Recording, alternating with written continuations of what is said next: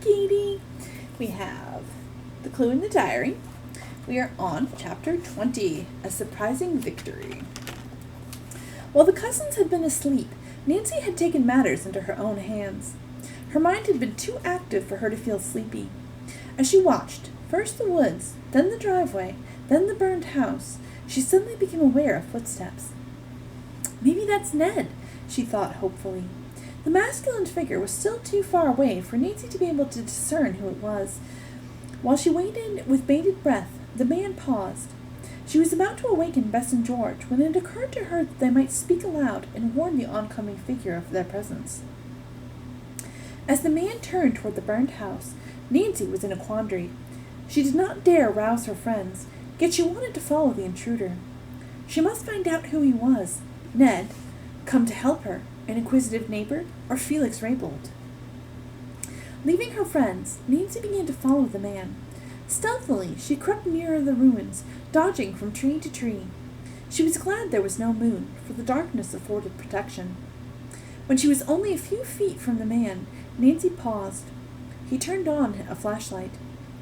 This was not Ned Nickerson. From the descriptions of the estate owner and from numerous newspaper photographs of him, Nancy felt certain that the tall, thin figure must be Felix Raybould. He was carrying a shovel. Suddenly, he scrambled over the rubble and began to dig vigorously in the cellar wall some distance from where Nancy had been working. So that's where the secret hiding place is, she thought the young detective. She watched excitedly as Mr. Raybould uncovered a group of stones in the foundation wall. He removed them, opened the door of a safe beyond, and pulled out a stack of papers.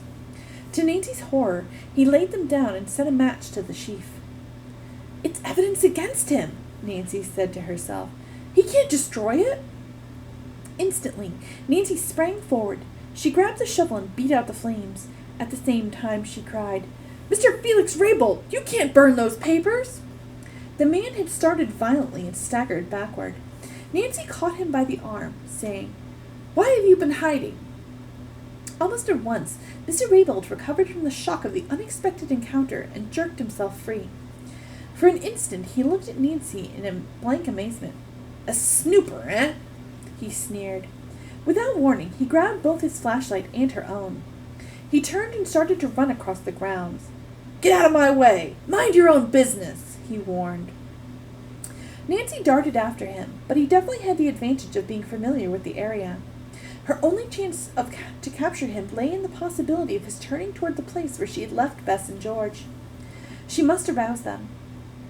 Nancy did not know what Raybould might do if she made an outcry, but she had to take that chance. "Help!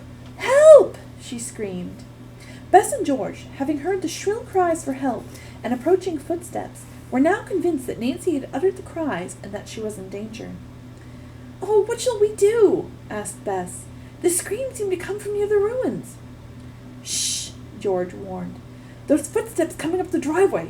Maybe it's someone who can help us." This remark electrified Bess, who turned on her flash and rushed frantically ahead. She was the first to reach the two men running up the driveway. "Mr. Drew! Ned Nickerson!" the cousins cried in relief. "Where's Nancy?" the men asked together. "We don't know," Bess gasped. "We heard her scream over by the ruins." The men dashed past the girls, Ned in the lead. Bess and George started after them. "Help! Help!" came Nancy's scream again, but this time it was nearer.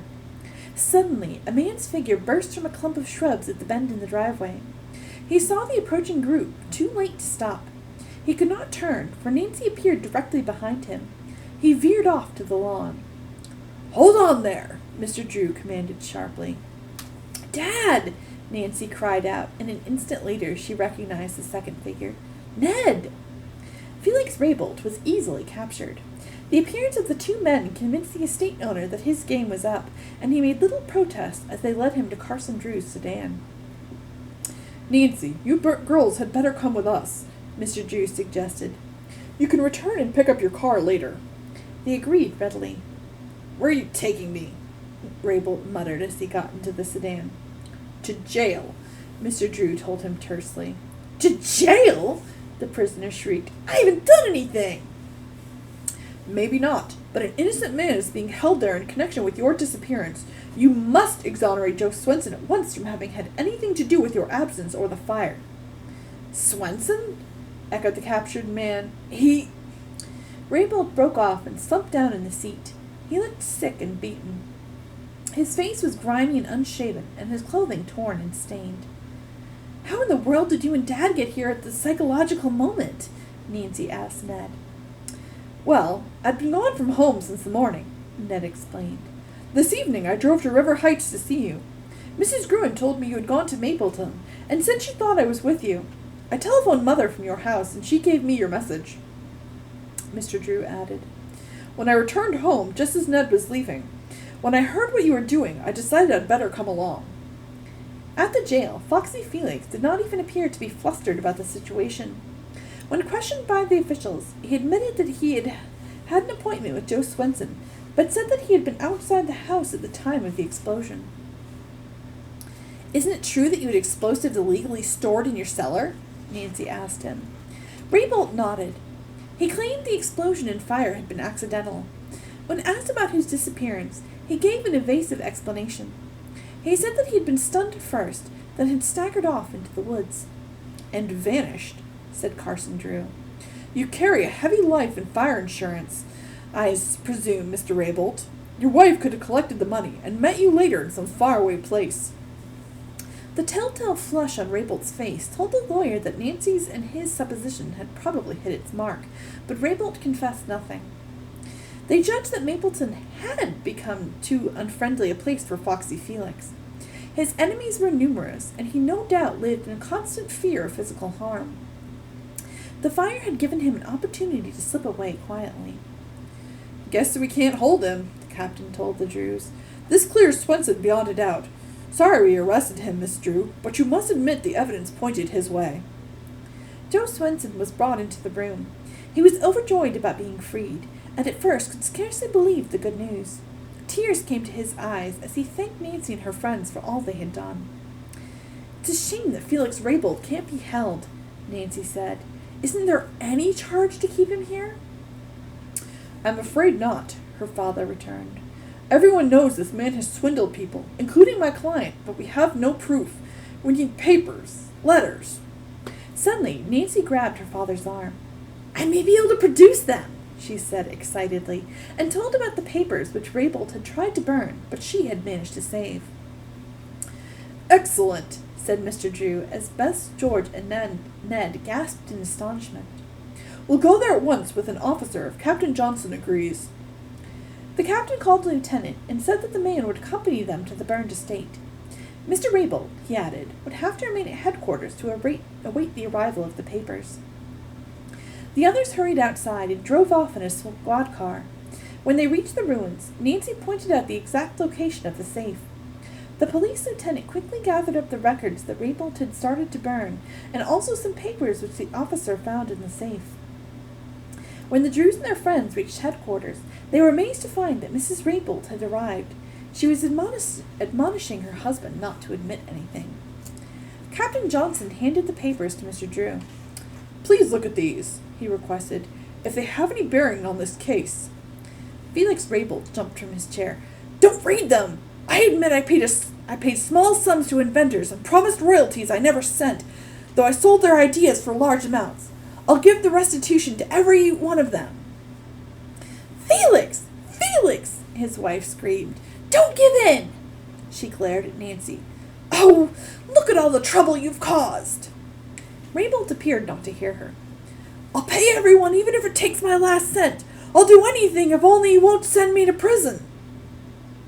"Don't do it! Don't do it!" Mrs. Raybold pleaded. "We'll be ruined!" "We'll be ruined if I don't," her husband muttered, "because I'll have to go to jail." Mrs. Raybold sank into a chair, covered her face with her hands, and began to sob. For an instant, Nancy felt sorry for her, then changed her mind as the woman burst out. "We had the whole thing so well planned, no loopholes. Then this Nancy Drew had to come along and spoil our lives." Nancy, her father, their friends, and the police captain looked at Mrs. Raybold in astonishment. The officer leaned forward and asked, are you admitting that you and your husband planned this whole unscrupulous plot?" "Keep quiet!" Raybolt stormed. But the damage had been done. Little by little, a full confession was obtained from the husband and wife about the plot they had devised to pile up a fortune from insurance, then vanish. Raybolt finally admitted that he had rigged up a television set on the first floor to trigger the explosion by remote control. He had planned that it would go off when Joe Swenson arrived for the appointment. "But Swenson was 20 minutes too early," Mr. Raybolt growled. "So I had to go ahead and cause the explosion without getting the papers out of the safe. I knew I could come back later for them." Further questioning proved that Mrs. Raybolt was responsible for having the two detectives track down the inventor and put the blame on him. At the end of the session, everyone in the room showed complete disgust for the Raybolts. All their conniving at the expense of other people, Nancy thought. Both the Raybolts were held. They were allowed to telephone for legal counsel, but even before the lawyer arrived, the husband asked for a checkbook from Mrs. Raybolt's purse and wrote out a check for several $1,000s to the order of Joe Swenson. "If you look among those papers Nancy Drew saved," the estate owner said, "you'll find one that's a receipt for the sale of his invention to the Streeter Corporation." Mr. Drew looked at the receipt and commented that the amount of the check was $500 less than the sum of the receipt. "I received $500 from Mr. Raybolt in cash," Joe Swenson spoke up. Then, without smiling, he added, "Thank you, Mr. Raybolt, for this check." Mr. Drew, meanwhile, had continued looking through the papers Nancy had rescued. He frowned angrily, but said nothing until he came to a bulging envelope which he opened. "These are the plans stolen from my client, Mr. Simpson," he remarked. "I will take them, Mr. Raybolt, and, Captain Johnson, I think you had better keep the rest of these papers to see that the other inventors are properly reimbursed." "I'll certainly see that they are," the officer declared. All the visitors but the Raybolts left headquarters. Ned offered to take the still stunned Joe Swenson home in order to break the good news to his wife. Honey, of course, would be asleep. "Suppose you come to dinner at our house tomorrow for a victory celebration, all of you," Nancy invited. "Ned, could you—" "Yes, I'll gladly drive the Swensons over," he said. Bess chortled, "We wouldn't miss it for the world." George nodded vigorously. The following day was an exceedingly happy one at the Drew home. The Swensons wore broad grins, and Honey's mother said, "We owe all our happiness to you, Nancy." "I think you owe it to the fact that your husband dropped the diary," Nancy said, smiling. "Yes," said George. "If it hadn't been for the clue Nancy found in it, she could never have located the owner and helped bring you all together." As the gala dinner ended, Mr. Swenson mentioned that Baylor Weston was promoting him to a responsible position in the experimental division of the factory at a large salary. "That's marvelous," said Nancy. "You have been so kind to us," Mrs. Swenson spoke up, "that we want to show you our appreciation in a more material way." She presented each of the girls with a tissue-wrap package. "It isn't much," she said apologetically. "Indeed it is!" Nancy cried, unwrapping a beautiful purse. As she opened it, the girl detective found a note inside. The message read, "Will you please keep my signet ring to remind you of your adventure and of our deep gratitude for all you have done for us, Joe Swenson." "I'd love to, of course," Nancy said, a little catch in her throat. "The ring has meant a great deal to you. Now it will to me." Bess and George likewise received purses and Ned a wallet. They thanked the donors heartily. A short time later, the inventor and his family left, after promising to call frequently on Nancy and her father. The young detective felt a glow of pleasure as always when she made lasting friends of people she had helped. But she did not know in what strange way this would occur again soon. So in her next adventure, we'll find out. "It really was a gorgeous party," Bess sighed blissfully. "Such fun." "Say," said Ned, "I have a notion to start a diary of my own." "Why don't you?" Nancy asked lightly. She became conscious that Ned's eyes were looking straight at her. "I will if I can fill most of the pages with entries and dates with you." Nancy evaded the question. "I enjoyed your help in solving the Swenson mystery. Maybe we'll soon find another one we can work on together." And that was wonderful, but I gotta go.